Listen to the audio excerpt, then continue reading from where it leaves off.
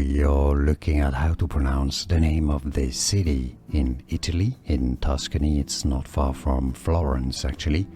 So let's break down how it is pronounced. Let's say in Italian, in Italy locally, it is said as Lucca, because you have this double C.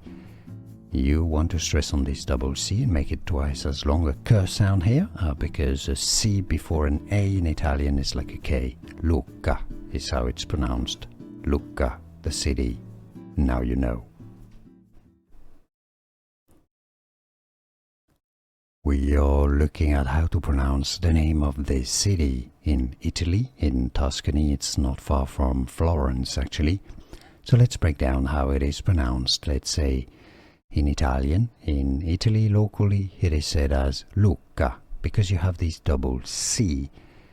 You want to stress on this double C and make it twice as long a K sound here, because a C before an A in Italian is like a K. Lucca is how it's pronounced. Lucca, the city. Now you know.